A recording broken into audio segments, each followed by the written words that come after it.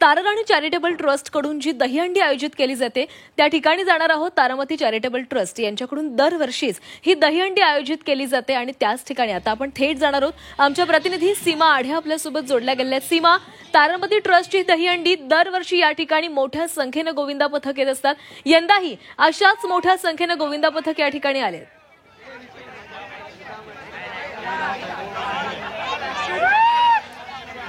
नक्कीच एक उत्साह जो आपल्याला दरवर्षी मागाठाणे येथे बघायला मिळतो, अगदी तसाच उत्साह सध्या आपण माझ्या मागे बघू शकता। आता गोविंदा पथक या मैदानामध्ये दाखल होण्यास सुरुवात झालेली आहे आणि आता काही वेळात मानवी मनोरे हे रचले जातील। खरं तर त्यांचा उत्साह काय आहे आपण त्यांच्याकडनं जाणून घेणार आहोत, कारण पहिला मान त्यांना आहे, पहिलं थर त्यांच्याकडनं रचलं जाणार आहे। काय सांगाल, काय उत्साह आहे?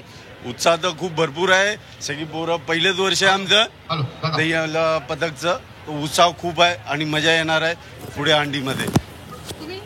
बोल ना, काय माझ्या तर घ्यायचं पहिलंच वर्ष आहे, बघायचं काय होतंय दादा। किती थर रचणार आहात? आपला पाहिजे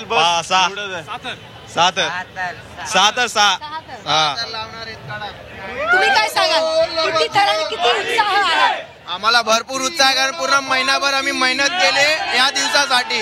या दिवशी आम्हाला पूर्ण गाजवायचं आहे। 6 थर आहे, पहिलं वर्ष 6 थर आहे। गावदेवी माते की। बघितलं तर गोविंदा पथक या ठिकाणी दाखल झाल्याचं आपल्याला पाहायला मिळत आहे। वेगळा उत्साह या संपूर्ण परिसरामध्ये आपल्याला पाहायला मिळत आहे।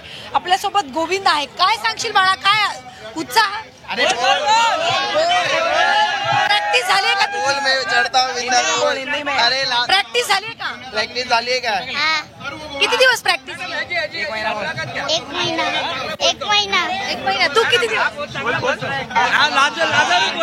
बघितलं तर जी लहान लहान मुलं आहेत त्यांच्याकडे सुद्धा आपल्याला उत्साह पाहायला मिळतो। गेल्या अनेक महिन्यांपासून खरं तर प्रॅक्टिस करत आहेत आणि आज तो क्षण आलेला आहे। नक्कीच सीमा, तर महिनाभर हे सर्व गोविंदा सराव करत असतात आणि आज तो दिवस आलेला आहे आणि या दिवसाचा आनंद या सगळ्याच गोविंदांच्या चेहऱ्यावर आहे।